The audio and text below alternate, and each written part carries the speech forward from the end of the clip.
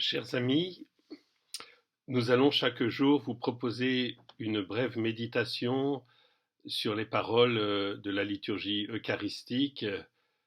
Même si vous êtes privé de la communion eucharistique, vous n'êtes pas privé de tous les fruits de la parole de Dieu.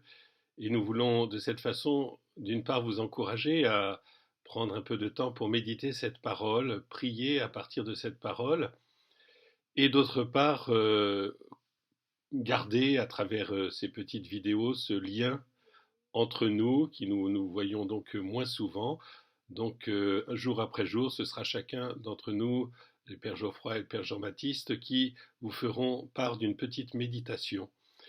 Aujourd'hui, donc les textes de la liturgie nous invitent à accueillir cette parole assez surprenante de Jésus. Personne n'est prophète dans un pays, faisant référence à deux exemples dans l'Ancien Testament, Naaman le Syrien et la veuve de Sarepta.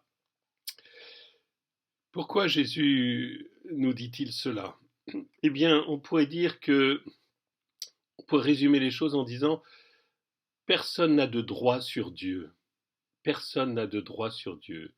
Et en tous les cas, ce n'est pas parce qu'on est né dans le même village que Jésus, ce n'est pas parce qu'on appartient au peuple du Christ, au peuple juif, que tout d'un coup on va avoir des droits sur Dieu et que l'on pourra obtenir par cet avantage quelque chose de plus de Dieu.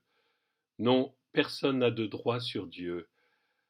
La seule chose qui ouvre la porte à Dieu, c'est la foi et l'amour. La seule chose qui touche le cœur de Dieu, la seule chose qui nous ouvre la porte à toutes les bontés et à toutes les miséricordes de Dieu, c'est la foi en lui qui s'est révélée en Jésus-Christ. C'est la foi en sa miséricorde, c'est la foi en son amour.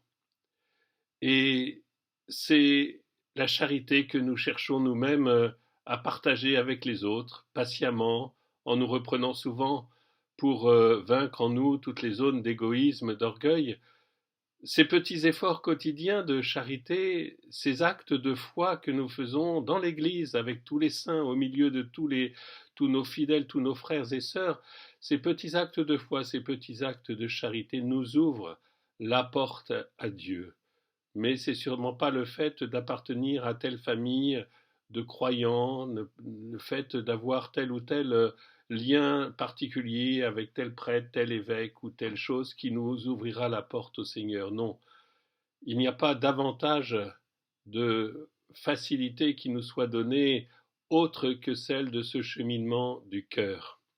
Alors aujourd'hui, remercions le Seigneur pour ces paroles qu'il nous donne. Nous sommes tous égaux devant lui.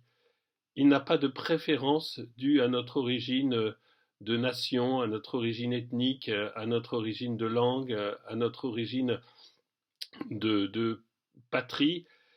Nous sommes tous devant Dieu égaux, et ce qu'il regarde dans notre cœur, c'est ce petit effort, cette bonne volonté, cette recherche que nous avons de l'aimer, de lui montrer notre amour et de croire en lui. Que nos petits efforts de carême nous aident à incarner notre foi, à incarner notre amour pour Dieu, même si nous avons des fois du mal à y être fidèles, que tous ces petits actes, toutes ces petites décisions nous aident à rester dans ce dynamisme de l'amour et de la foi qui nous permettra de recevoir de Dieu tous ces dons, tous les dons qu'il veut nous faire. Si tu savais le don de Dieu. Bonne journée à tous et nous restons bien courageusement fidèles à nos engagements et dans cette situation plus difficile que nous vivons actuellement, gardons aussi un cœur de prière, gardons un cœur d'intercession pour nous-mêmes, pour nos proches, mais plus largement aussi pour notre pays et pour le monde. Bonne journée à tous.